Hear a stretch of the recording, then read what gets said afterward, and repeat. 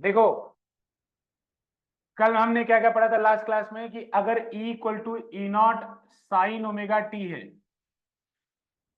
तो बताना रोशन इसको क्या कहते हैं, इस ईएमएफ को बिना देखे इस ईएमएफ को क्या कहते हैं? इंस्टेंटेनियस, ठीक है ना। इसको हम लोग क्या कहते हैं? Instantaneous EMF, instantaneous.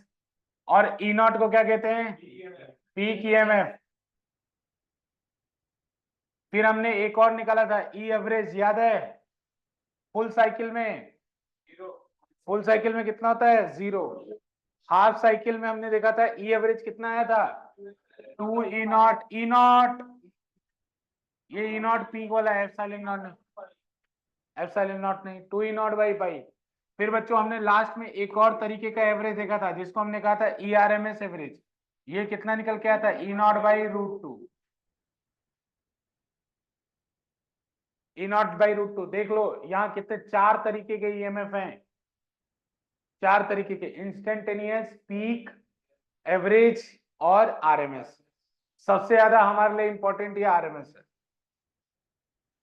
इसको क्या कहते हैं? DC equivalent of AC.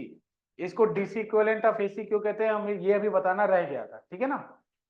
तो देखो बच्चों, इसको ईआरएमएस को डीसी इक्विवेलेंट ऑफ एसी क्यों कहते हैं? तो जैसे मान लो कोई एक रेजिस्टेंस लिया है ना, मैं क्या बता रहा हूं कि डीसी इक्विवेलेंट ऑफ एसी का क्या मतलब है। जैसे हम आरएमएस को कहते हैं ना डीसी इक्विवेलेंट ऑफ एसी, ये आरएमएस कहलाता है, RMS DC equivalent of AC, RMS voltage. तो हमने कोई एक रेजिस्टेंस ले बच्चों, इसमें हमने क्या काम किया कि पहले एसी को पास कराया, एसी को पास कराया। तो एसी के एक टाइम पीरियड में कितना हीट प्रोड्यूस हुआ वो हमने निकाल लिया। कैसे निकालेंगे? तो हीट निकालने का फॉर्मूला क्या होता है? Power into time. तो अगर मुझे निकालना है कि एक टाइम पीरियड में कितना हीट प्रोड्यूस होगा, तो उसका फॉर्मूला आपको पता है ना, हीट प्रोड्यूस का V square by R into t. V square by R क्या होता है? पावर। टाइम से मल्टीप्लाई कर दिया, क्या होगा? एनर्जी। तो देखो बच्चों, अगर v कांस्टेंट रहता तब तो ये कर लेते, लेकिन यहाँ पे v लगातार बदल रहा है, तो आपको हीट निकालने के लिए क्या करना पड़ेगा? इंटीग्रेट करना पड़ेगा। तो बच्चों एक टाइम पीरियड में हमने हीट निकालना है, तो उसका इंटीग्रेशन करना पड़ेगा E square upon R D T. कहां से कहां तक? 0 से लेके t तक। कर लिया? E square are D T, 0 से लेके t तक। तो कुछ ना कुछ हीट आएगा, 1/r बाहर आ जाएगा, इसमें वो अलग बात है। तो बच्चों हमने फिर क्या किया कि हम कितना डीसी ले, जिससे सेम, कितना डीसी वोल्टेज लें जिससे same amount of heat produce हो जैसा कि इतने एसी में हुआ। कि समझ रहे हो बात को? समझो, एक टाइम एक रेजिस्टेंस है, उसमें हमने क्या किया कि ईएमएफ लगा दिया, यानी एसी वोल्टेज लगा दिया। ऐसे नीचे याद रख लो कि नीचे एसी वोल्टेज लगा दिया, तो उसमें कुछ हीट प्रोड्यूस होगा। अब हीट प्रोड्यूस होगा तो एक टाइम पीरियड में जो हीट प्रोड्यूस होगा वो इतना होगा। E square by R into time किया तो dt किया, फिर उसको इंटीग्रेट किया। अब हमको ये देखना है कि कितना डीसी में पास कराऊं टी टाइम के लिए ही, जिससे हीट प्रोड्यूस इक्वल हो जाए। बात समझ रहे हो? मतलब अब मैं चेक करना चाहता हूं कि ये तो एसी से आ गया एक टाइम पीरियड में, तो एक टाइम पीरियड में मैं किस वैल्यू का डीसी पास कराऊं, ईएमएफ, डीसी वोल्टेज पास कराऊं, डीसी ईएमएफ पास कराऊं, जिससे इतने ही टाइम में इसी रजिस्टर से उतना हीट प्रोड्यूस। समझ आ रहा है? तो मान लो वो एसी, वो जो ईडीसी है उसको मैं ईडीसी लिख रहा हूं, तो वो ईडीसी स्क्वायर बाई आर है, होगा ईडीसी स्क्वायर बाई आर है। मान लो डीसी वोल्टेज जो सेम हीट प्रोड्यूस कर रहा है वो इतना है, तो इनटू टाइम कर दूं। इसमें डायरेक्ट क्यों मल्टीप्लाई किया? क्योंकि डीसी है तो कांस्टेंट रहेगा ना, तो डायरेक्ट मल्टीप्लाई कर दिया, EDC square by R T, direct multiply कर दिया। अब देखो बच्चों, अगर यहाँ इक्वेशन में देखो तो आर से आर कट जाएगा, कट जाएगा कि नहीं कट जाएगा? अब जरा ईडीसी की वैल्यू निकालो। तो ईडीसी की वैल्यू, तो टी को पहले डिवाइड करोगे तो ईडीसी की वैल्यू निकल के आएगी। ईडीसी स्क्वायर की वैल्यू देखो पहले, ये कितने आएगी? 0 से T E square D T upon, upon कितना होगा? टी। तो बच्चों अपॉन टी हुआ, फिर इसी के बाद इसको इधर लाओगे, ईडीसी को, ईडीसी को जब रूट को इधर लागोगे तो ये ऐसे आ जाएगा, E square integration of E square D T, 0 से टी, और नीचे अगर टी आया है तो उसको मैं इंटीग्रेशन ऑफ डी टी 0 से टी लिख सकता हूं कि नहीं? लिख सकता हूं। अब ध्यान से देखो, ये आरएमएस है, आरएमएस निकालने के लिए यही तो किया था, ध्यान से देखो ये आरएमएस है ना, तो इसका इसीलिए इसको क्या कहते हैं कि हमने देखा कि अरे जो डीसी हमने निकाला, ईडीसी निकाला, जो कि सेम हीट प्रोड्यूस करेगा जैसा कि एसी प्रोड्यूस करता, वो किसके बराबर है? आरएमएस के। ये फॉर्मूला तो आरएमएस का होता है, शुरू शुरू में लिखवा है कि नहीं, ये फॉर्मूला आरएमएस का होता है। तो बच्चों इसका मतलब ये ई आरएमएस के इक्वल है, किसके इक्वल है? ई आरएमएस के। और हमने इसीलिए ई आरएमएस को हम लोग डीसी इक्विवेलेंट ऑफ एसी कहते हैं। ई आरएमएस जितना भी होता है उसको हम क्या बोलते हैं? DC equivalent of AC. मतलब समझ में आ रहा है? क्यों आ रहा है ना? कल का क्लास देखोगे तो उसमें समझ में आएगा। लास्ट क्लास में आरएमएस निकलवाते समय यही तो करवाया था, इंटीग्रेशन के अंदर फंक्शन लिया था, और ये तो इससे प्रूफ हुआ था कि ईडीसी जो कि सेम हीट प्रोड्यूस करे जितना कि एसी एक टाइम पीरियड में करता, हमने जब उसको निकाला तो ईआरएमएस के इक्वल आया। तो इसीलिए ईआरएमएस का एक नाम क्या है? DC equivalent of AC, DC equivalent of AC. और बच्चों ईआरएमएस किसके इक्वल होता है? E naught by root to. नमन मनन हाथ हटाओ। हाँ अब लिखो, लिख लेना। अरे सोच में मत रहा करो। नहीं नहीं, ईआरएमएस लिखा है ना मैंने, डीसी इक्विवेलेंट ऑफ एसी, यानी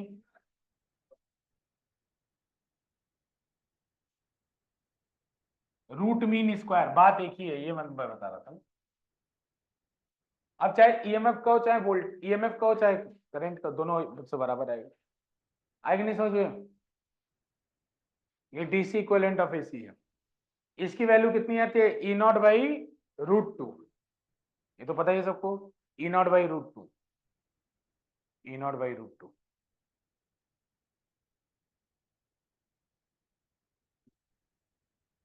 जल्दी से नोट करो, इधर करो, इधर वाले जल्दी करो बच्चों।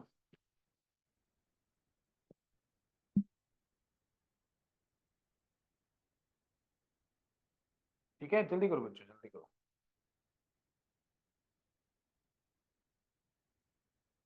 हाँ जरूरी है। ये अच्छा तो है, मतलब इधर अगर बेटर है, ऊपर से बेटर है। नहीं बेटर है, ऊपर ही बेटर था। ऊपर क्यों बेटर है? हाँ तो तुम तो क्लास के अंदर रहोगे ना, तुमको क्लास के बाहर से भी कितनी देर क्लास के बाहर रह लोगे? हवा तुम क्लास के अंदर कैसे आएगी? चले देखो अब ध्यान से, अब हमारे घर में आप क्या कहते हैं कि हाउस होल्ड सप्लाई, ऐसे house hold, house hold supply. किसकी बात कर रहा हूं मैं? इंडिया की हाउस होल्ड सप्लाई, इंडिया की। ठीक है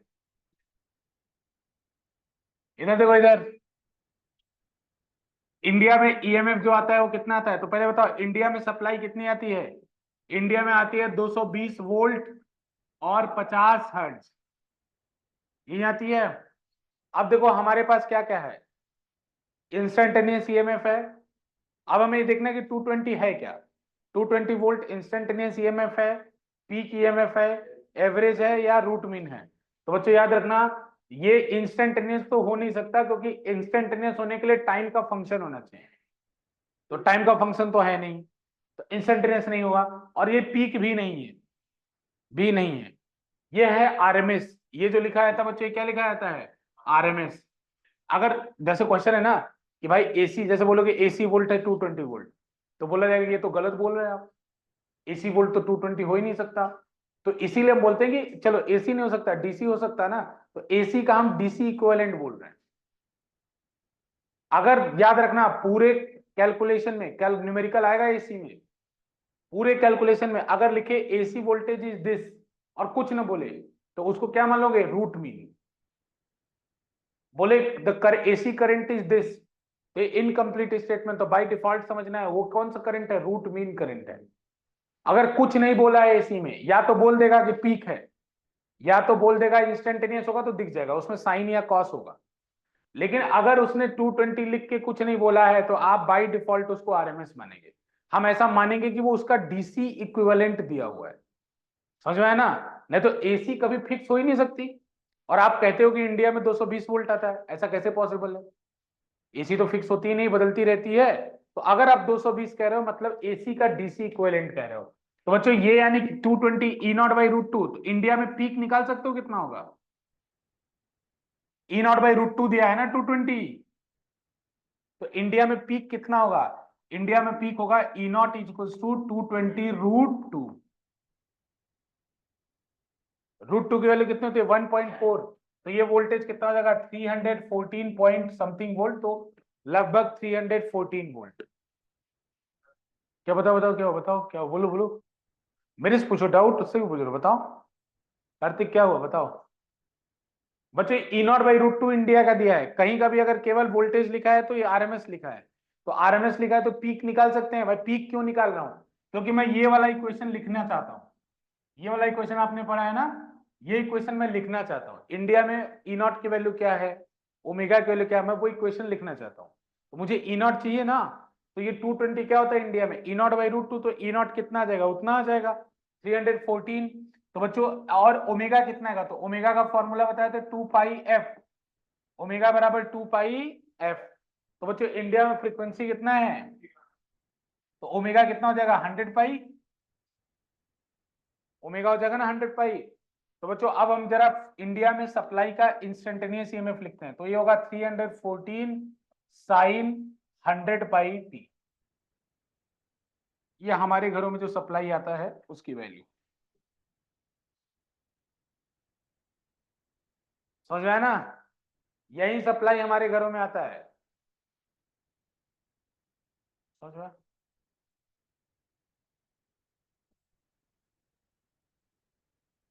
कौन ज्यादा खतरनाक है, 220 वोल्ट एसी की 220 वोल्ट डीसी? कौन ज्यादा खतरनाक है?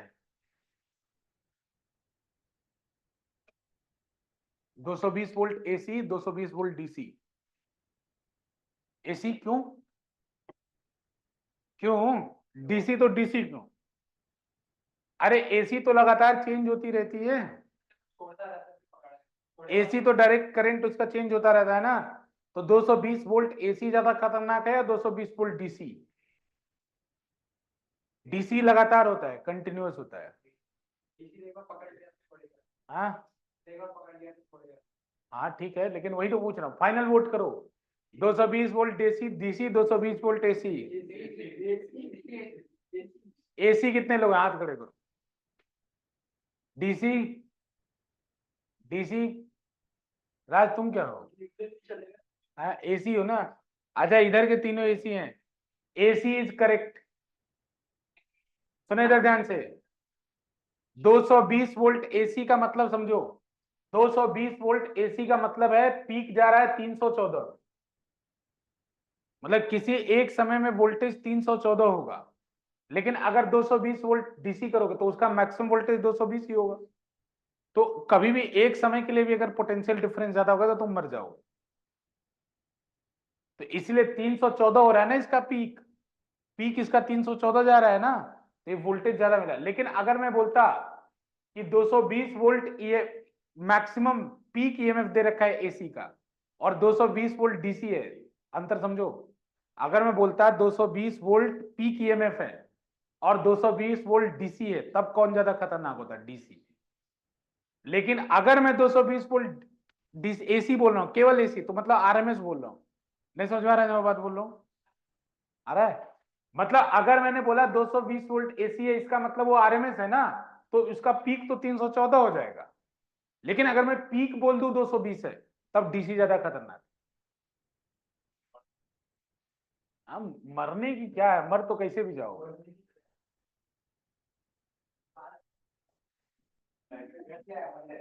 अल्टीमेटली मरोगे ही, परेशान।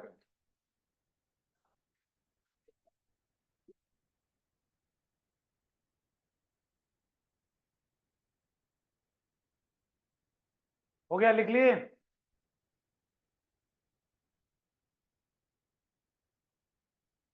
याद रखना है ये, अभी जो बता रहा हूं। आगे चले बच्चों, एक टेक्निक होती है इसमें, मैं बता रहा हूं आपको, फेजर डायग्राम या फेजर। लिखो पहले फेजर क्या होता है। फेजर, देखो देखो, it is the representation of, phasor क्या होता है, फेजर क्या होता है वो बता रहे, it is the representation of sinusoidal, sinusoidal मतलब समझ रहे हो ना, साइन एंड कोसाइन को एक साथ क्या बोलते हैं, साइनोसाइडल।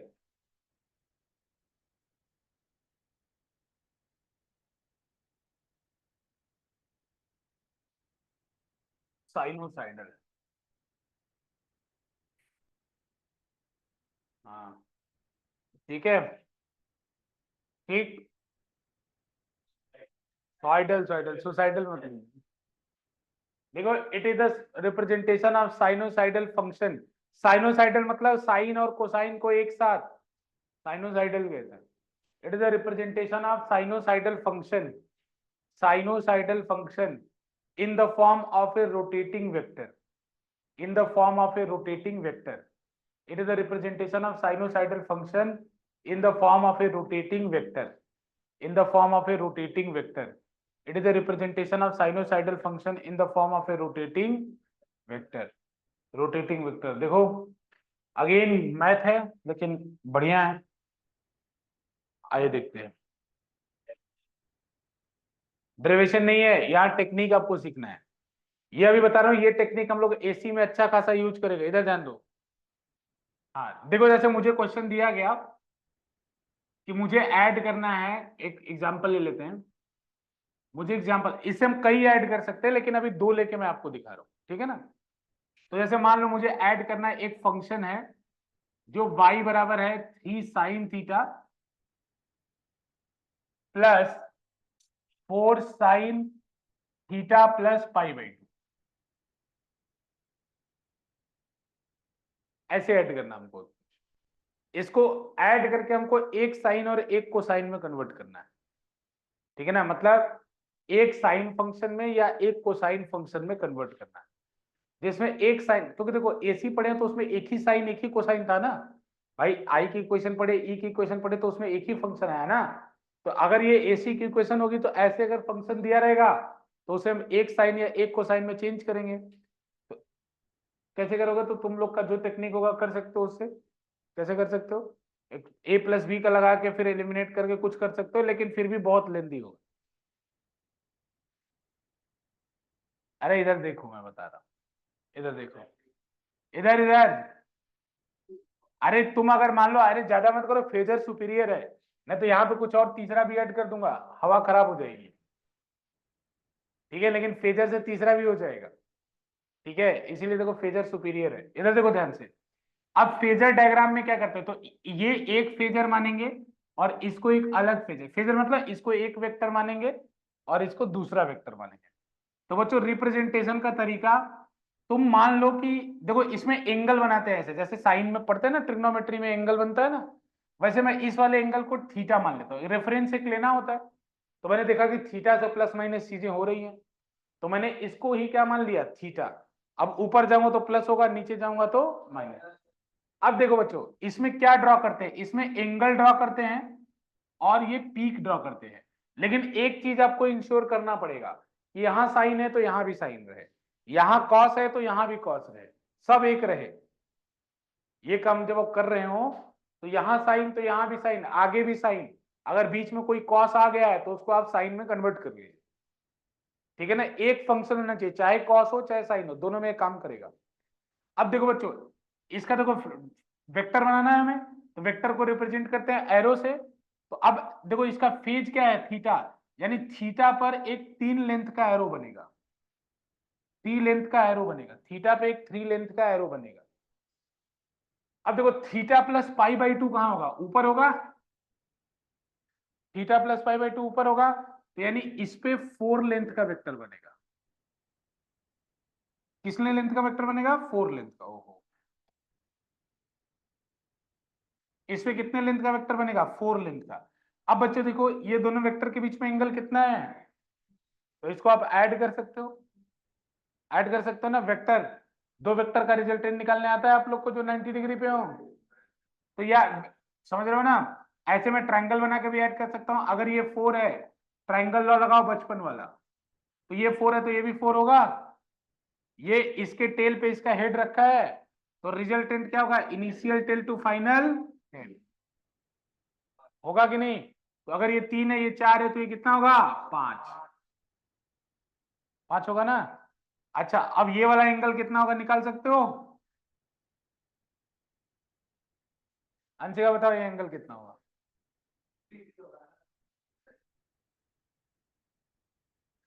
53 होगा, क्योंकि सामने वाला साइड बड़ा है ना। ये 53 डिग्री होगा। मुझे कैसे पता है? तो ये रॉकेट साइंस नहीं है, याद रखो। तुम लोग 0, 30, 45, 60 ये तो याद रखते हो, 90 भी याद रखते हो, उसके बाद फॉर्मूला लगा के आगे का याद रखते हो। आज के बाद 53 और 37 का भी याद रखना। 3, 4, 5 का अगर ट्रायंगल बने तो 4 के सामने वाला एंगल 53 होता है और 3 के सामने वाला एंगल 37 होता है। अगर ये 53 है तो ये 37 होगा कि नहीं होगा? 4 के सामने 53 और 3 के सामने 37। अब याद रखना, अगर मैंने फ्यूचर में पूछा तुमसे कि साइन 37 की वैल्यू बताओ, तो तुम्हें पता होना चाहिए ट्रायंगल बना दो 3, 4, 5 का, तो साइन 37 क्या होगा? तो ये 3/5 निकाल दोगे, ये सामने 37 है। 3 के सामने, अरे छोटा साइड रहेगा तो उसके सामने छोटा एंगल रहेगा। समझ में आ रहा है कि नहीं आ रहा है? अरे तुम पागल हो क्या यार, मैथ सुधारो अपनी। 37, 53 जोड़ोगे 90 होगा ना? तो ये 90 होगा ना, तीनों एंगल का सम। ए तुम पीछे बैठो, हिट लिस्ट पीछे पीछे पीछे पीछे पीछे बैठो, वहां पे, हाँ, आगे मत बैठो, हाँ, ठीक है। तो कितना आएगा, 53। अरे एक ठीक है ना, ये मतलब मान लो 53 आएगा ये। और याद रखना आगे से 3, 4, 5 का ट्रायंगल हो तो। अब बताओ, जो फाइनल मैं फंक्शन लिखूंगा वो आएगा 5। रिजल्टेंट कितना आया, 5। फिर से लिखूंगा साइन थीटा, और प्लस ये थीटा है, तो ये वाला फेजर कितने एंगल पे है, इसका फेजर क्या होगा, थीटा प्लस 53, होगा कि नहीं? तो यहाँ थीटा प्लस 53 आंसर। हाँ, एक साइन या कोसाइन में कन्वर्ट कर दिया ना, ये दोनों बराबर हैं, ये फेजर है, ये तुम मैथ में भी लगा सकते हो। हाँ हाँ, डाले, हाँ हाँ डल रहा है, सब डल रहा है। भावनाएं बता रहे अपनी, ठीक है, डाल रहा हूँ।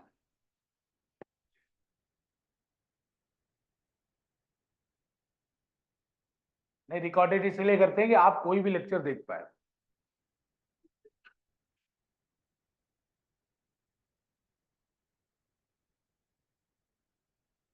बच्चों 3 होगा तब भी कर लोगे, 4 होगा तब भी कर लोगे, बस 3, 4 बनाते चले जाना। फिर बचपन की एक बात पूछ लेता हूं मैं। अच्छा, एक और कर लो क्या मैं? क्या बेटा, जा रहे हो?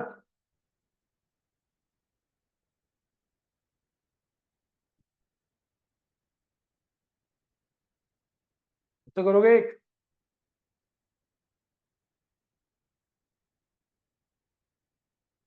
करते एक।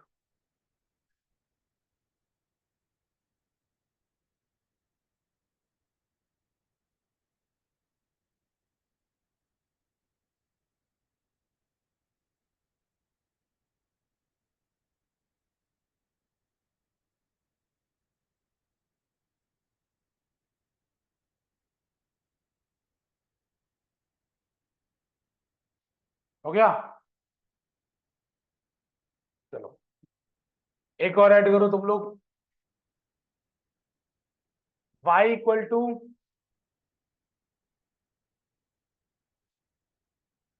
20 sine theta plus 10√2 sine theta plus 45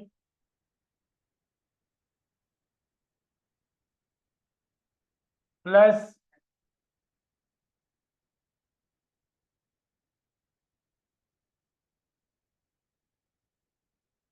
plus 40 नहीं, रुक जाओ, 30 कर लो। 30 sign theta plus 5/2।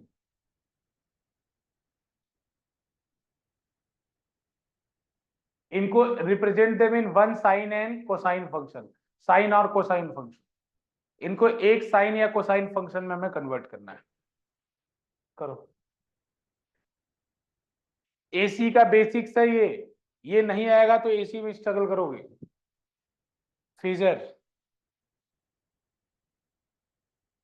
AC NEET के एग्जाम में एसी से 3 क्वेश्चन पक्का। 3। इसका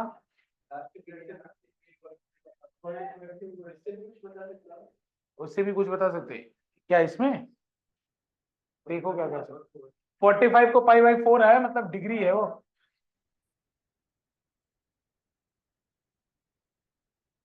ये पाई/4 ही लिख लो, नो डाउट।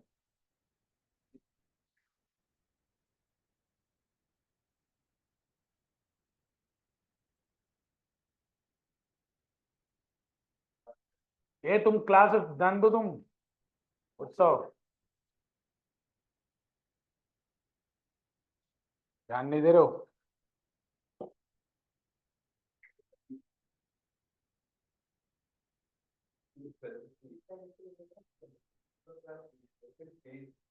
अरे तुम सरेंडर क्यों कर रहे हो?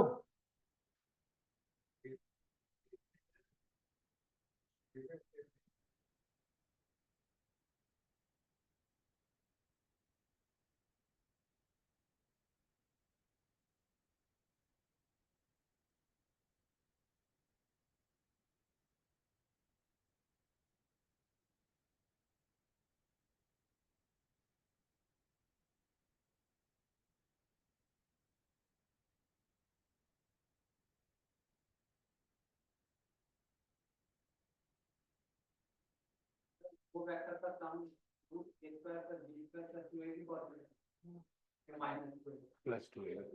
माइनस सब कर दो तो बात हो गया। डन। बताया जाए। अरे बस डायग्राम देख लो, बाकी तुम लोग बनाओ खुद, मैं नहीं बोलूंगा। डायग्राम देख लो, सीधी सी बात। थीटा मान लो फिर से, तो थीटा पे कितना फेजर ड्रॉ करना है? 20 का ड्रॉ कर दो। फिर देखो 10√2 कितने पे ड्रॉ करना है? थीटा प्लस पाई/4, यानी यहां से पाई/4 ऊपर कितने का ड्रॉ करोगे? 10√2 का। तो ये कोऑर्डिनेट ये कितना होगा? Theta plus pi/. फिर देखो, यानी ये वाला एंगल कितना होगा? पाई/। और 90 पे कितना ड्रॉ करना है? 30 का। एकदम इसको वेक्टर की तरह सोचो ना तुम लोग। तो ये थीटा क्या था? Theta plus पाई/2।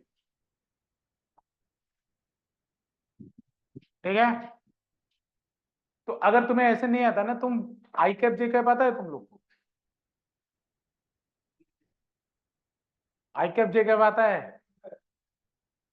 देखो, तो आई कैप जे कैप में इस वाले का नाम कुछ दे देते हैं। इस वाले का नाम, जैसे इसका नाम ए दे देता हूं, इसका बी देता हूं, इसका सी दे देता हूं।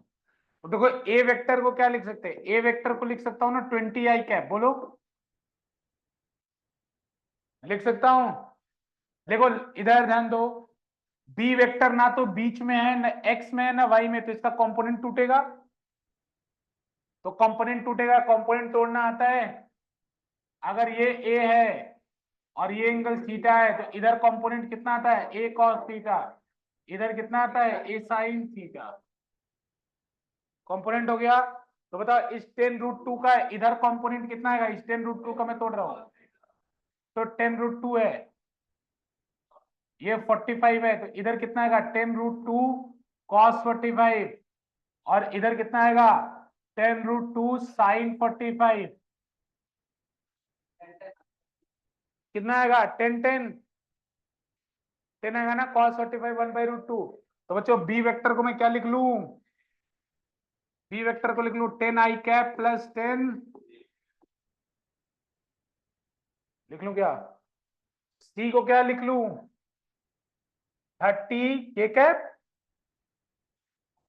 जे कैप, 30 जे कैप लिख लूं। हालांकि एक तरीका थोड़ा ठीक नहीं है, लेकिन फिर भी समझने के लिए, क्योंकि आपको ये आता है, ये कर लो।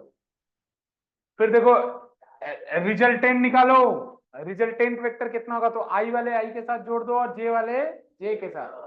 तो आई वाले कितने हैं देखो, 10 20 आई और 10 आई, कितना हो जाएगा 30 आई, और ये कितना आ जाएगा 40 जे कैप। अगर दो वेक्टर आ गया है तो उसका रिजल्टेंट कैसे निकालते हैं, अंडर रूट ए स्क्वायर प्लस आई के कोफिशिएंट का स्क्वायर प्लस जे के कोफिशिएंट के स्क्वायर का रूट। अरे बचपन भूल गए तुम लोग। ए वेक्टर देख रहे हो, A X I cap plus A Y J cap, इसका रिजल्टेंट मॉड क्या होता है, under root of A X square plus A Y square, पता होता है ना। और थीटा कैसे निकालते हैं, जो एक्स एक्सिस के साथ बनाता है, A Y by A x. बच्चों ये बचपन की चीजें, 11th की है सब।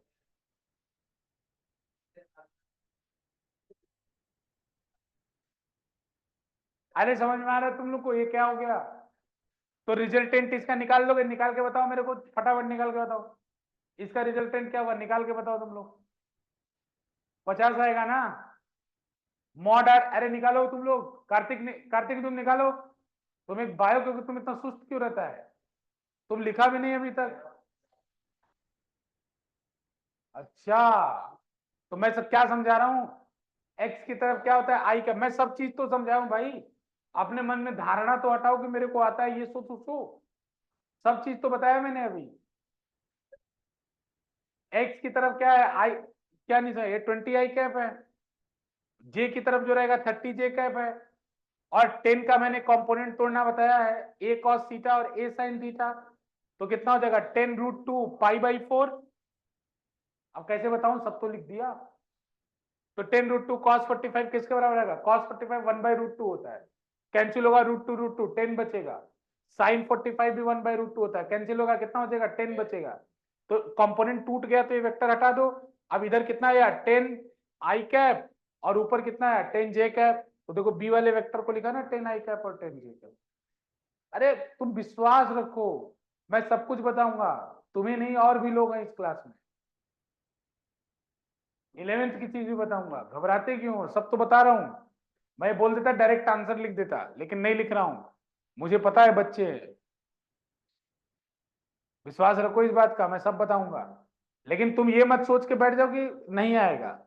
मैं 11th की चीज भी तो बता ही रहा हूँ साथ साथ, इसी वजह से बताते हैं। 50 आएगा ना यार, एंगल निकालो, एंगल ए tan थीटा निकालो तुम लोग। नहीं निकालोगे क्या, एंगल नहीं निकालोगे तुम लोग। tan थीटा निकालो, क्या होता है A Y by A X. Theta angle किसके साथ होता है, एक्स से होता है। तो यहाँ एक्स हमारा क्या है, ये थीटा वाला। 4/3 की वैल्यू अभी बताया है। 3 4 5 का ट्रायंगल देख लो, 53 डिग्री। अरे तुम लोग आया कि नहीं आया, 53 आ गया ना। फाइनल फंक्शन लिखो रोशन। हाँ हाँ।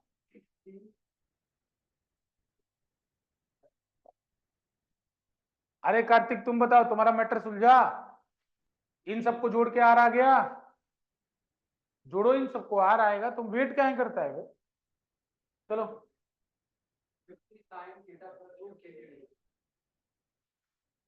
तुम ये लिखे, तो इसका मैग्नीट्यूड ऐसे निकलता है, निकालो मैग्नीट्यूड। तो आर का मैग्नीट्यूड कितना आएगा, ए का मैग्नीट्यूड कितना आएगा 50। अरे जो भी रिजल्टेंट है उसका मैग्नीट्यूड आएगा 50। आर की वैल्यू 50 आएगी और थीटा की वैल्यू कितनी आएगी 53। फाइनल इक्वेशन क्या बनेगा, y equal to 50 sine theta plus 53। बोलो, एक साइन को साइन में हो गया ना। अब तुम्हारा वेक्टर का स्किल है, बस ये याद रखो, साइन थीटा कॉस थीटा में तोड़ते जाना जितने भी बीच में पड़े, और जो एक्सिस पे पड़े उनका कोई टेंशन नहीं। क्या हुआ क्रिस, रोशन समझ में आ रहा है तुमको, देख लो अच्छे से समझा रहा हूँ, खूब बढ़िया समझ लो, क्लियर। तो किसी भी, अब देखो अगर 3 4 रहता तो मेरे को क्या फर्क पड़ता था, एक और वेक्टर बनता, एक और सॉल्व करता। ठीक है, तो कोई से परेशान नहीं होना है। बोलो फेजर आगे बढ़ूं फिर आएगा ये आगे, ये तो मैंने अलग से मैथ पढ़ा दिया पहले ही। ये आगे फिर आएगा, अभी थोड़ा आगे बढ़ने दो मेरे को, ये घूम के आएगा वापस। लेकिन इतना भी बेसिक सबको आइडिया हो गया ना करना क्या क्या है। हम्म इससे फेजर से हम कितने भी एंगल को जोड़ सकते हैं। ये फिजिक्स का जुगाड़ है, ये मैथ में लगता है।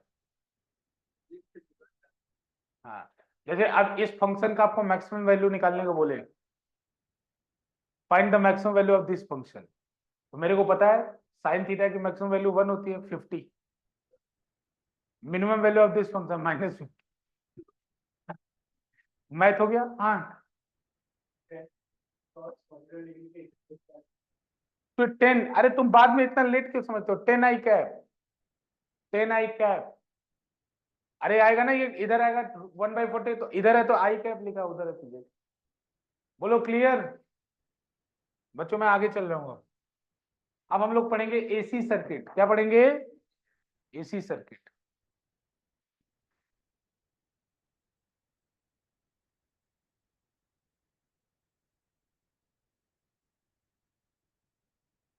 एसी सर्किट, एसी सर्किट पढ़ेंगे। देखो इस पे न्यूमेरिकल सब पे आएगा, एसी में न्यूमेरिकल ही ज्यादा आएगा, याद रखना ये बात। इसीलिए एसी बायो वालों को खतरनाक लगता है, क्योंकि एसी में केवल क्या आता है, न्यूमेरिकल आता है। एक दे, मैं इतना अच्छा पढ़ा रहा हूँ, सब तुम्हें बताते जा रहा हूँ मैथ का चीज भी, अब तुम मुंडी नीचे को कर रहा है। हाँ तो मैं तो ऐसा पढ़ा रहा हूँ कि बायो वाले भी समझ जाए। बायो वालों को पढ़ाने का स्पेशलिटी हासिल किया हूँ एसी में, उनको समझ में आने वाले का, चिंता मत करो। इधर ध्यान दो, इधर।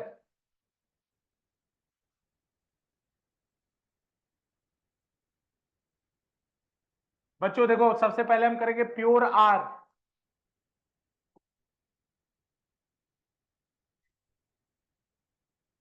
क्योंकि मैथ वालों को ऐसा अंडरस्टूड किया जाता है कि उनको आता होगा चीज। सुने इधर ध्यान से देखो, pure R circuit, pure R circuit, pure R circuit में ये रेजिस्टेंस हो गया, हो गया। इधर देखो, एसी जैसे बैटरी को कैसे रिप्रेजेंट करते थे ऐसे, तो एसी को कैसे रिप्रेजेंट करोगे देखो,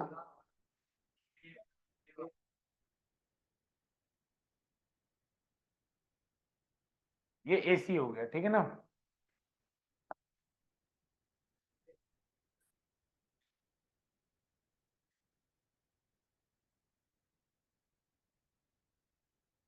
देखो इसका फंक्शन दे रखा है ई बराबर ई नॉट साइन ओमेगा टी, इसका फंक्शन दे रहा है ई बराबर ए, बात मत करो, इसका फंक्शन दे रखा है ई बराबर ई नॉट साइन ओमेगा टी। बच्चों सर्किट सॉल्व करने का मतलब है इसमें करंट निकालना। क्या निकालना ए, बात क्यों कर रहे हो तुम लोग, इसमें करंट निकालना, ठीक है।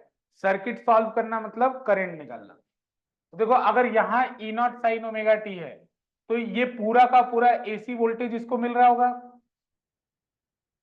ये पूरा का पूरा एसी वोल्टेज इसी को तो मिल रहा होगा।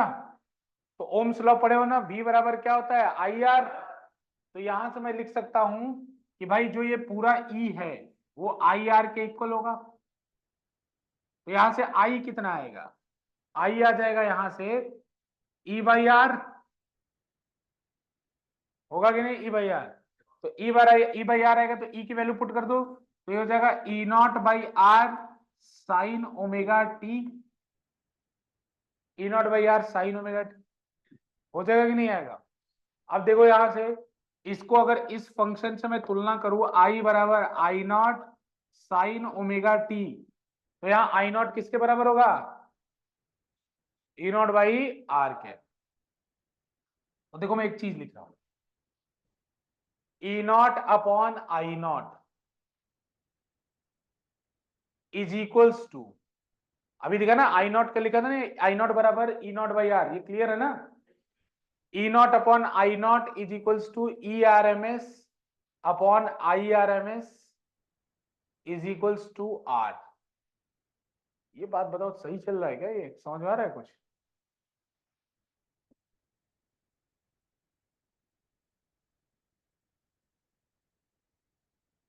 आ रहा है समझ में ना। अरे नहीं आ रहा है क्या ये? अरे क्वेश्चन बताओ, क्या नहीं है समझ में? बेटा आई नॉट किसके बराबर होगा? ई नॉट बाई आर के। यहां अरे क्वेश्चन में देखो, ये तो पीक करंट है ना, तो पीक करंट ये वाला जो वैल्यू होगा उसी को तो आई नॉट कहेंगे। तो आई नॉट कितना है? ई नॉट बाई आर के। तो E naught by I not निकालोगे तो आर ही तो आएगा। अरे देख लो, यहां सोचो आई नॉट किसके बराबर आया था? आई नॉट बराबर आया था ई नॉट बाई आर के। तो आई ई नॉट अपॉन आई नॉट कितना आएगा?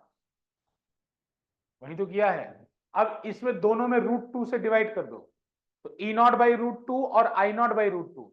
तो ई नॉट बाई √2 को क्या करोगे? आरएमएस, और आई नॉट बाई √2 को भी क्या कहोगे? आरएमएस। तो ई आरएमएस बाई आई आरएमएस भी वही आर हो गया। समझ में आया कि नहीं यार? ई आरएमएस और आई आरएमएस भी आर हो गया। समझ में आ रहा है? अब इसका करंट का देखो क्या बोला, हर समय आपको क्या निकालने को बोला जाएगा कि करंट का फंक्शन निकालो।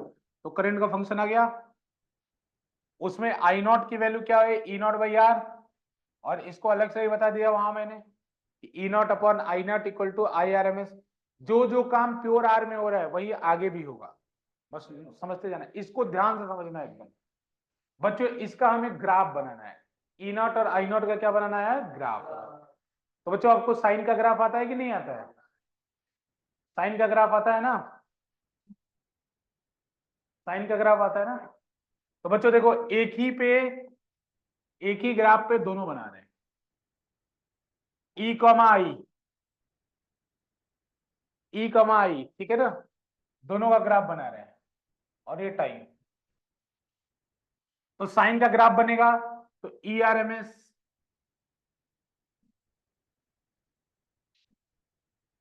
ऐसे बनेगा ना?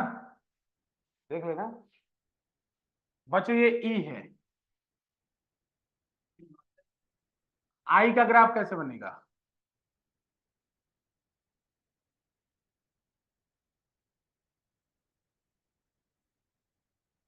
ऐसे ही बनेगा, लेकिन उसका पीक कम होगा। क्यों?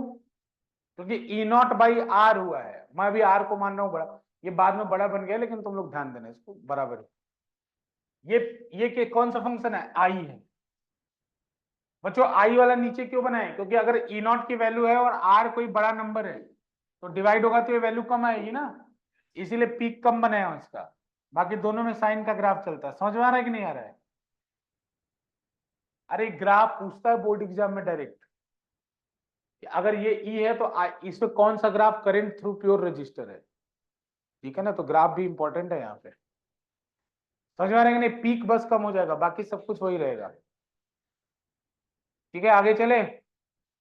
अब हमें फेजर ड्रॉ करना है इसका। हाँ, इसका तो करंट और ईएमएफ को देखना। देखो इधर,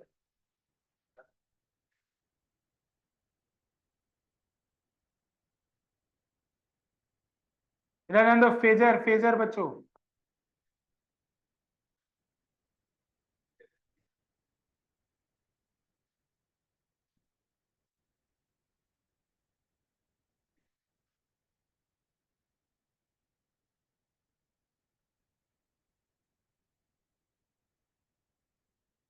फेजर ड्रॉ करना है।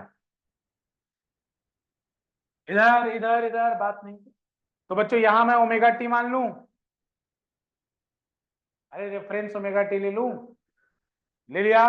तो बच्चों ई नॉट इसी के ऊपर बनेगा, ई नॉट इसी के ऊपर बनेगा, और आई नॉट कहां बनेगा? आई नॉट कहां बनेगा? उसी के ऊपर बनेगा। क्यों? अरे दोनों का फेज सेम है ना, यहां भी थीटा होता है, यहां भी थीटा, दोनों एक दूसरे के ऊपर बनेंगे।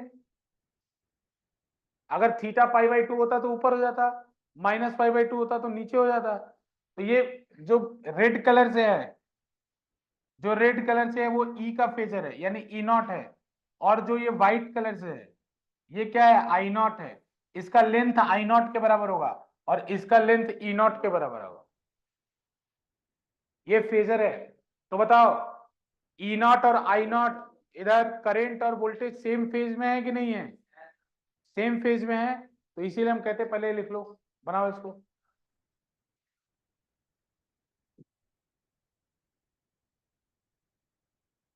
नोट करो फटाफट, चलते रहो चलते रहो।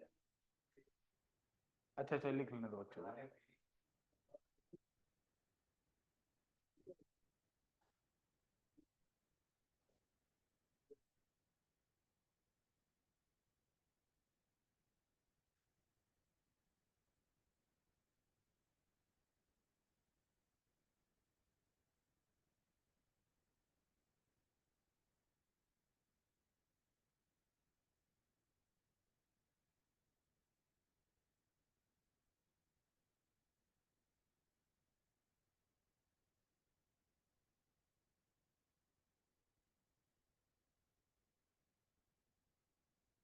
हो गया बच्चों, हो गया ये पेज।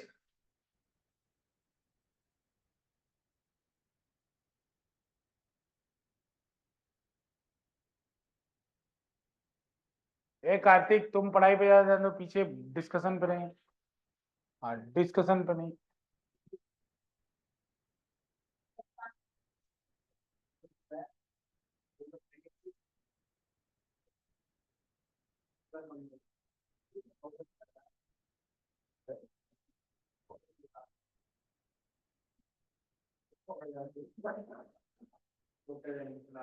चलो हो गया।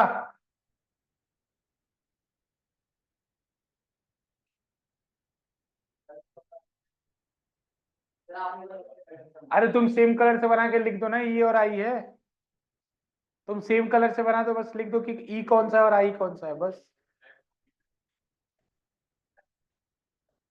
Done.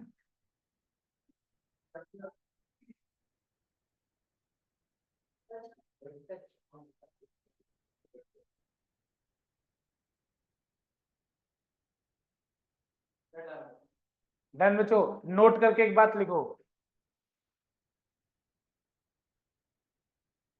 In pure resistive circuit, in pure resistive circuit, in pure R circuit, in pure R circuit, in pure R circuit, in pure R circuit, in pure, in pure, in pure circuit, in pure R circuit, in current and voltage, current and voltage, current and voltage are in same phase, are in same phase, current and voltage are in same phase, current and voltage are in same phase, are in same phase। सुनो, same phase का मतलब क्या होता है कि जब current maximum होगा उसी समय ईएमएफ मैक्सिमम होगा, जब करंट मिनिमम होगा उसी समय ईएमएफ भी मिनिमम होगा। देख लो, करंट जब पीक बन रहा है तो ईएमएफ का भी पीक बन रहा है, और जब ये मिनिमम हो रहा है तो करंट भी मिनिमम हो रहा है। ठीक है ना, यहाँ पे मिनिमम हो रहा है बेसिकली, ये जीरो हो रहा है तो एक साथ जीरो हो रहा है, मिनिमम हो रहा है एक साथ। क्लियर? ये तो मैं समझा चुका हूं तुम्हें कि बेटा पीक क्या है, करंट का पीक है। फंक्शन देखो, ई नॉट बड़ा है क्या, आई नॉट, ई नॉट बड़ा है क्या, आई naught,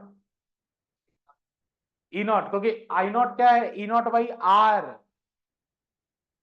E naught by R. तो आर की वैल्यू मान लो 2 है, तो यहाँ ई नॉट होगा, यहाँ ई नॉट बाई 2 होगा, तो नीचे ही तो आएगा ना पीक, नीचे। पूछ लिया करो तो बेटा। क्लियर बच्चों? फेजर में भी देख सकते हो, यहां दोनों का फेजर एक ही डायरेक्शन में है, इससे भी बात समझ सकते हो। आगे चलें? चलो बहुत अच्छे। दूसरा सब टाइप का सर्किट करो, एक ही बार न्यूमेरिकल। अभी मैं देखो अलग अलग करा रहा हूं, सुनो। पहले क्या पढ़ते हैं, पहले हम लोग पढ़ते हैं प्योर आर। सुनो इधर, प्योर आर, प्योर सी, ए ध्यान से सुनो, pure R, pure C, pure L. फिर उसके बाद पढ़ते हैं आरसी, फिर उसके बाद पढ़ते हैं आरएल, फिर उसके बाद पढ़ते हैं आरएलसी। सुने थे ध्यान से। लेकिन मैं क्या करूंगा, इसलिए तुम एकदम ध्यान से समझते जाओ। मैं प्योर आर पढ़ाऊंगा, प्योर सी पढ़ाऊंगा, प्योर एल पढ़ाऊंगा, और सीधे पढ़ा दूंगा आरएलसी। फिर उसके बाद सीधे क्या पढ़ा दूंगा, आरएलसी, और उसी में सब बता दूंगा। तो उसी से आरएल कैसे आएगा, आरसी कैसे, सब बता दूंगा। और कोई न्यूमेरिकल तुमसे नहीं छूटेगा, न्यूमेरिकल आता है सब हो जाएगा। ठीक है ना? तो इसीलिए तुम, लेकिन इसमें समझो मैं प्रोसेस को सॉर्ट कर रहा हूं, तो आपको खूब ध्यान से समझना पड़ेगा जो अभी लिखी जा रही है चीज। क्योंकि उसी पे एक ही बार आरएलसी में सब मिक्स हो जाएगा, तब मैं वही चीज बोलते जाऊंगा बार बार, इसलिए समझते चलो। अब प्योर सी लिखो अभी। हाँ हाँ हाँ, अरे नहीं करवाऊंगा, परेशान मत हो मेरे को। प्योर सी तो कर लो, प्योर सी कर लो। प्योर प्योर एल, अरे प्योर सी मतलब कैपेसिटर। तुम क्या समझे थे? तुम लोग अपना वाला समझ गए थे क्या? भाई साहब एक कैपेसिटर है। हाँ,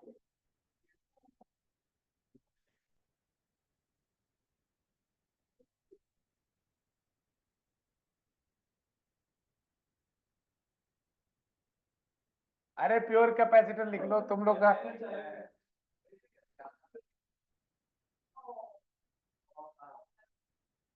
ए गधा कहीं का, कार्तिक तुम पीछे, तुम्हारा सीधे रहो गधा कहीं का।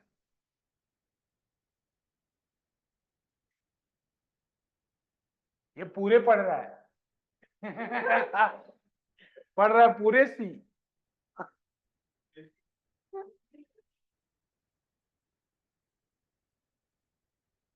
गजब बात करते हो तुम लोग यार।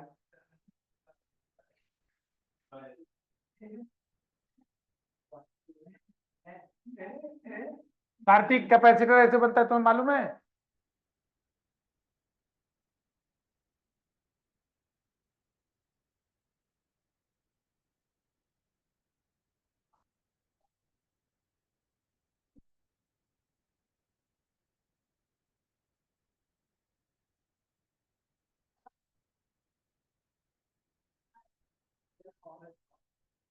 लिखो चलो बनाओ सर्किट।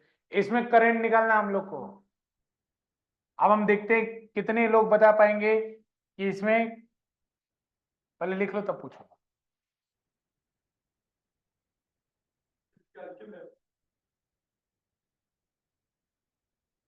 बताओ मनन, इसमें वोल्टेज का फॉर्मूला क्या होता है कैपेसिटर में? रुक जा, कैपेसिटर पढ़ चुके हो ना बचपन में?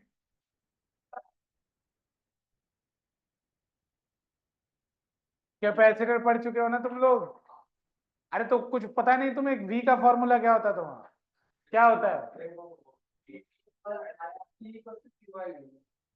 तो वी इक्वल टू क्या हो जाएगा? V equal to C Q by C. V equal to Q by C. Voltage सही कह रहे हो, रिवीजन कराना पड़ेगा, तुम लोग गायब हो गए। मैंने वी का पूछा था, वोल्टेज का। अरे बोलो यहां तक ठीक है, लिख लिया।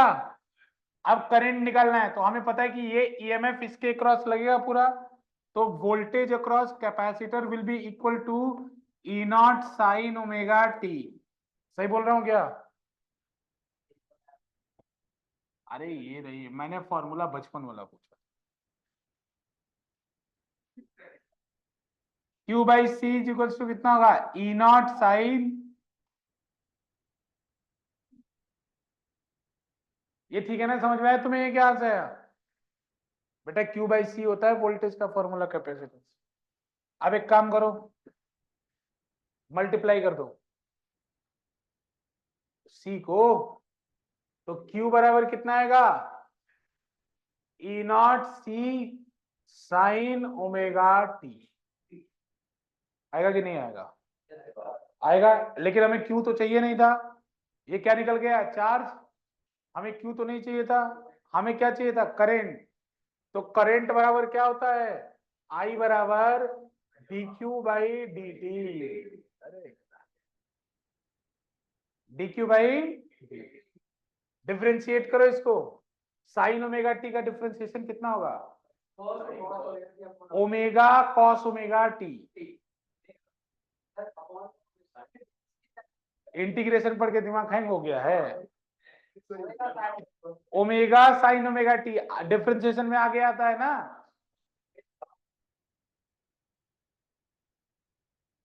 ई naught omega C cos omega T.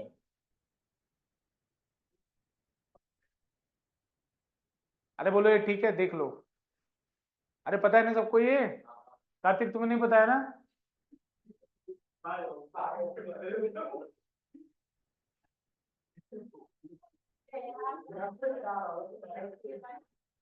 ये कौन किसको मारा? ये तुम लोग ऐसा क्यों कर रहे हो?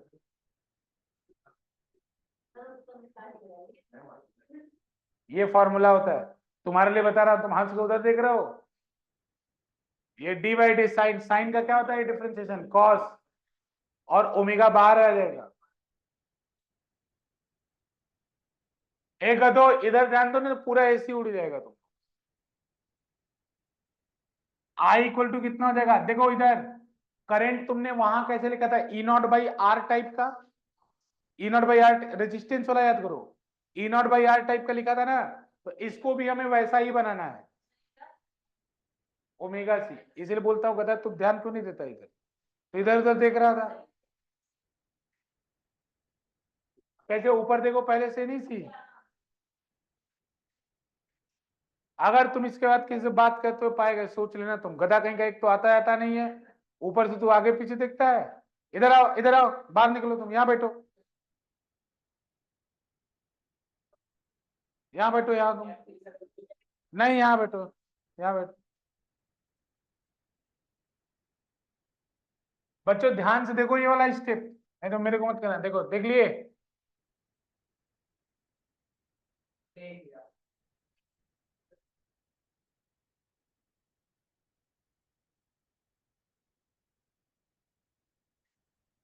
अब देखो इसको ऐसे लिखा, E naught upon one upon omega C, चलेगा क्या? और कॉस को हमें साइन में कन्वर्ट करना है, कॉस को साइन में कन्वर्ट करना है, कॉस को साइन में कन्वर्ट करना है। क्या करूं?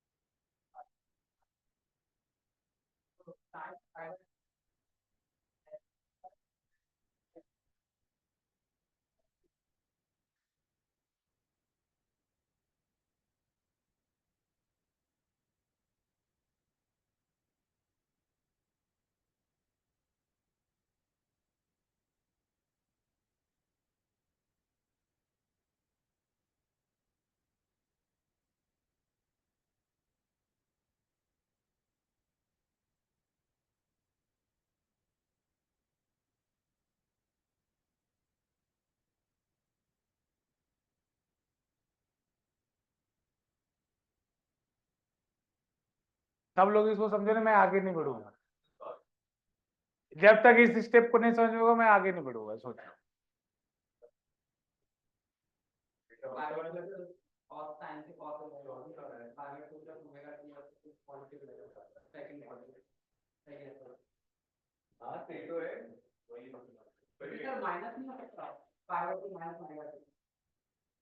फाइव बाई टू माइनस में करेगा। देखो मुझे ओमेगा टी को प्लस रखना है, क्योंकि समझ रहे हो फॉर्म मेरा ना। देखो ये बच्चे का, देखो ये क्लास में पढ़ने के लिए बैठे हो तो कुछ डाउट आएगा जेनुइन, मजाक के लिए बैठे हो तो पढ़ा के मैं निकल जाऊंगा, तुम वो भी नहीं सीख पाओगे 30%। देखो इसके दिमाग में जेनुइन डाउट है। अरे यही सब तुम्हें एग्जाम में डाउट आएगा, लेकिन तुम सीरियस होकर पढ़ोगे तब तो डाउट आएगा ना। मजाक करोगे क्लास में, कुछ नहीं आएगा, तुम लोग खाली हाथ चले जाओगे। देखो मेरे पास दो ऑप्शन था, कॉस ओमेगा टी को बदलने के लिए साइन में मेरे पास दो ऑप्शन था, इधर ध्यान दो। एक था कॉस ओमेगा टी, तो इसको मैं लिख सकता था sine pi by two plus omega T, तो मैंने वही लिखा है। बस पाई बाई टू ओमेगा टी पहले लिख दिया, पाई बाई टू बाद में लिख दिया। मेरे पास एक और ऑप्शन था, cos omega T sine pi by to minus omega T लिखना। अभी तो सही है, लेकिन मैंने ये क्यों लिखा बेटा? ऐसा मैंने इसलिए लिखा कि ओमेगा टी फिजिक्स में हमेशा पॉजिटिव होना चाहिए। ओमेगा टी को हमेशा हमें क्या रखना है? पॉजिटिव।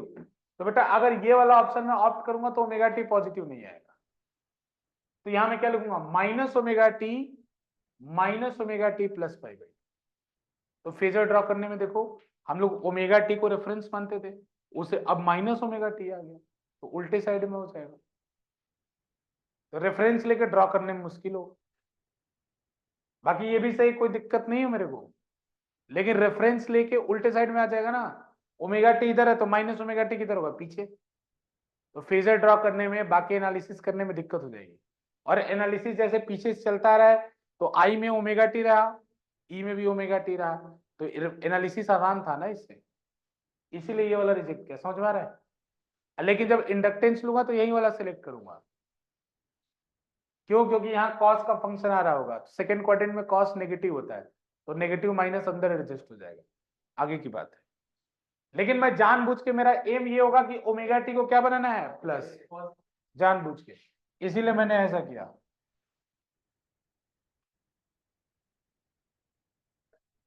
समझ रहा?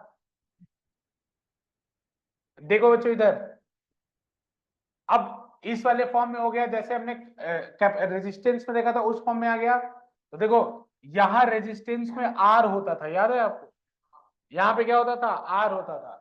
तो बच्चों यहीं पे आर की जगह हम लोग कहते हैं कि भाई जो काम रेजिस्टेंस में आर करता था वही काम यहाँ 1 ओमेगा सी कह रहा है, तो इसको हम लोग एक्स सी लिख देंगे, एक्स और उसके नीचे सी, इसको बोलते हैं रिएक्टेंस।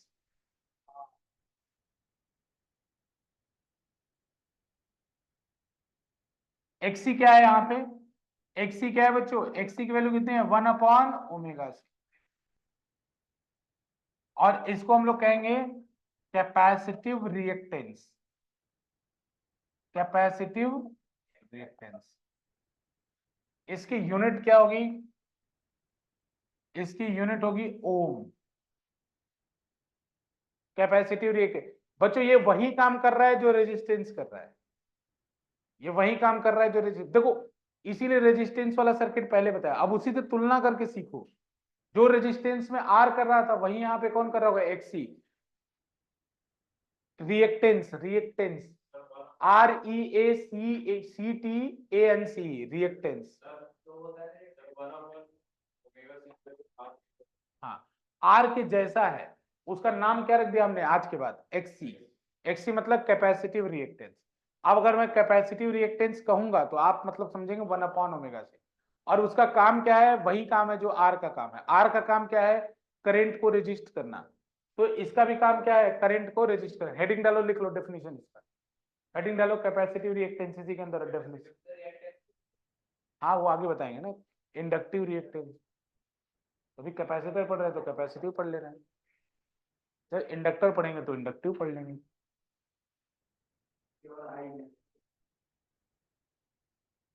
हो गया? लिखो, it is the resistance offered by capacitive reactance में, it is the resistance offered by, it is the resistance offered by, it is the resistance offered by a capacitor, it is the resistance offered by a capacitor in the form of, in the path of, it is the resistance offered by a capacitor in the path of, in the path of AC current, in the path of AC current, in the path of AC current, in the path of AC current। अरे definition भी अपने से बना लेना बेटा, resistance के जाता है तो डेफिनेशन लिखवाया हूँ। रेजिस्टेंस में क्या लिखता था भाई, रेजिस्टेंस भी क्या करता है, रेजिस्ट ऑफर्ड करता है AC current, AC current, AC current. ठीक है बच्चों, थैंक यू कुछ नहीं होता है। बताओ, अगर फ्रीक्वेंसी एसी की बढ़ेगी, अगर फ्रीक्वेंसी एसी की बढ़ेगी, ओमेगा बराबर पता है ना 2 पाई एफ होता है, तो अगर फ्रीक्वेंसी एसी की बढ़ेगी तो एक्सी की वैल्यू कम होगी या ज्यादा, कम होगी, यानी करंट एसी में बढ़ेगा। समझ रहे हो ना, क्योंकि ये रोकता है ना करंट को। तो डीसी, डीसी के लिए ओमेगा कितना होता है, जैसे अगर डीसी सप्लाई हो तो डीसी का ओमेगा कितना होता है, 0। अरे डीसी फ्लक्चुएट ही कहां करता है, तो डीसी का ओमेगा कितना होता है, 0। तो डीसी के लिए एक्सी का वैल्यू कितना होगा, इनफाइनाइट। ए गधा, 0 0। डीसी के लिए ओमेगा की वैल्यू कितनी होती है, 0, तो एक्सी की वैल्यू कितनी होगी, इनफाइनाइट। अरे 1/0 इनफाइनाइट होगा ना। इसीलिए बच्चों डीसी एसी को, डीसी कैपेसिटर डीसी को ब्लॉक कर देता है, जिस ब्रांच में कैपेसिटर रहता है उसमें करंट ही नहीं जाता। हाँ, जिस ब्रांच में कैपेसिटर रहता है उसमें करंट ही नहीं जाता डीसी के केस में, समझे ना। एसी के केस में जाता है लेकिन डीसी में नहीं जाता है। क्योंकि डीसी का ओमेगा क्या होता है, 0। ठीक है बच्चों, चलो कहाँ जाओ, जा कहाँ रहे हो तुम लोग। अरे इसको तो पूरा कर लो, इसको कर, अरे इसको पूरा कर लो, फिर इंडक्टिव वाला नेक्स्ट क्लास में करेंगे। इसको पूरा तो कर लो, अभी कहाँ हुआ। अरे अभी इसका फेजर नहीं बनाओगे, इसका ग्राफ नहीं बनाओगे।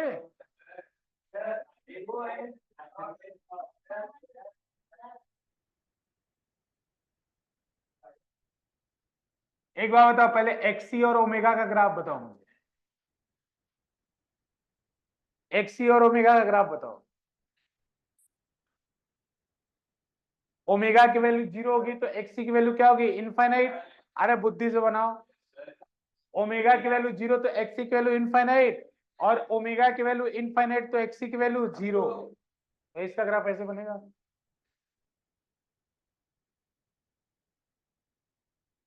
ये डायरेक्ट, ये बोर्ड में डायरेक्ट आया, ग्राफ पूछा हुआ एक्सी और ओमेगा सी का।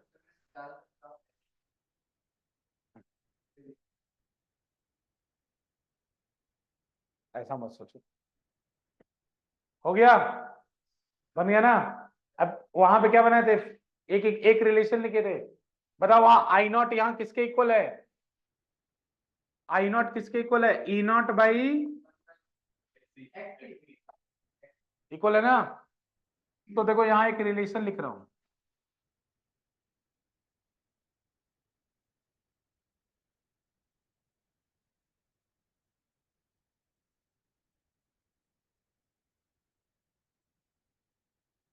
सही है कि नहीं है।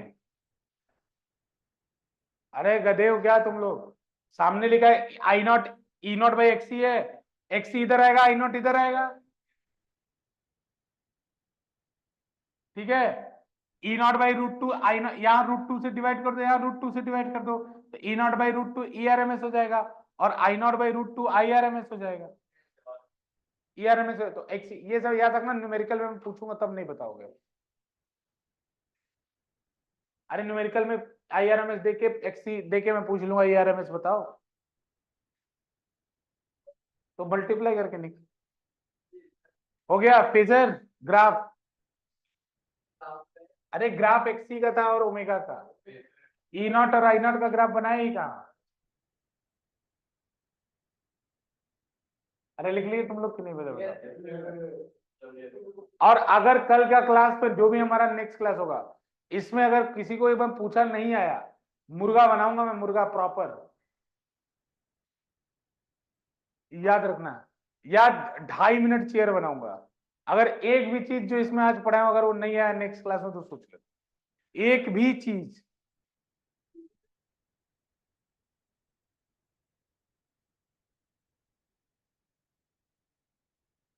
ई कॉमा आई का ग्राफ है ओमेगा, पहले ई का ग्राफ बनाओ। अरे ये ग्राफ है भाई, फेजर तो भी आगे आएगा। उससे पहले एक्सी और ओमेगा का अलग से ग्राफ था। अरे ये उधर नहीं, आर में नहीं बना था ये, क्योंकि वो आर ओमेगा के ऊपर डिपेंड ही नहीं कर रहा था, तो वहां बना ही नहीं था। ये ई है। अच्छा बताओ आई का ग्राफ कैसे बनेगा, तो आई में देखो, इधर इधर इधर ध्यान दो, इधर इधर इधर, यहां ध्यान दो, कि जब तुम आई निकाले थे तो कॉस का फंक्शन आया था कि नहीं। अरे आई निकाले थे तो कॉस का फंक्शन आया था कि नहीं, तो मतलब आई में किसका फंक्शन ड्रॉ करना है, कॉस का। ये ट्रिक याद रखना, पहली बार जो आया कॉस आया था, तो आई में किसका फंक्शन ड्रॉ करना है, कॉस का। तो कॉस का फंक्शन ड्रॉ कर दो बस।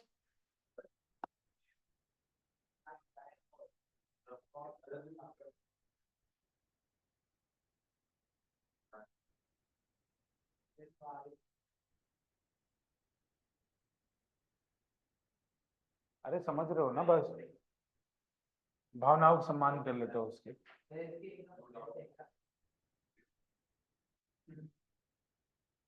गधा कहीं का।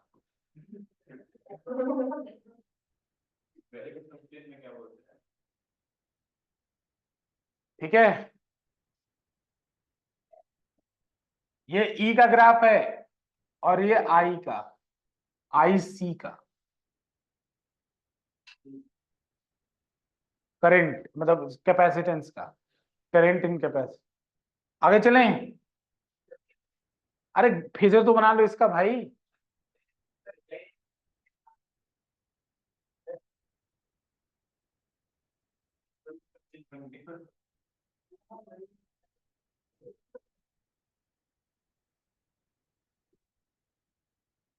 बच्चों को फेजर नहीं आ रहा है। मैं आज ही तुम्हारे लिए वीडियो अपलोड कर दूंगा, वैसे मैं लेट करता हूँ लेकिन आज कर दूंगा। कोई बात नहीं, छोड़ दो। अरे ये ओमेगा टी, चाहे वो टी ले लिखना, कोई बात नहीं। इधर ध्यान दो। लास्ट, क्लास का लास्ट, ठीक है। फेजर ड्रॉ करना है भाई, भाई लोग फेजर ड्रॉ करना है।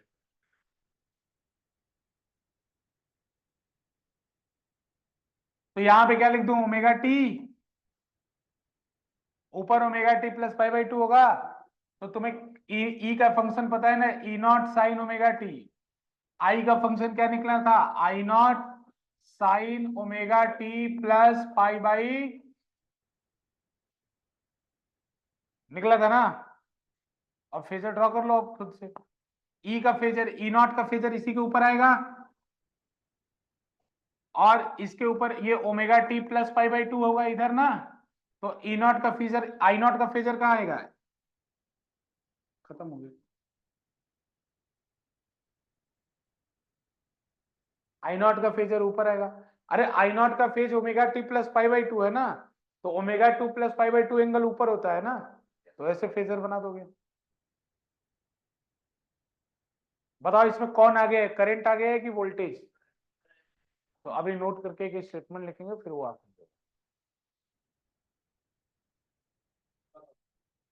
बस एक मिनट बना लो, तो बना लो सबको बता।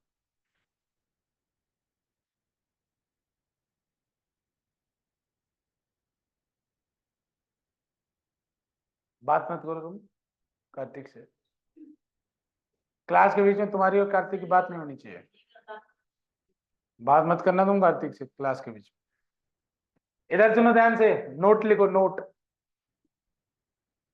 इन pure capacitor, in pure C, देखो in pure C current lead the voltage.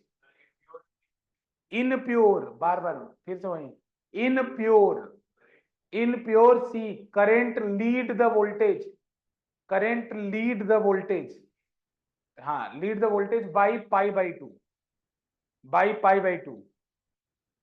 और और और करके लिखो, voltage lag current, lag L A G, L A G, lag current, L A G lag current by pi by two, lag current by pi by to.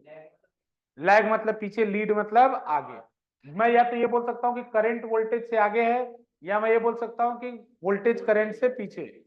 कितना पीछे है, पाई by to. कितना आगे है, पाई बाई टू। बस आज के लिए इतना ही।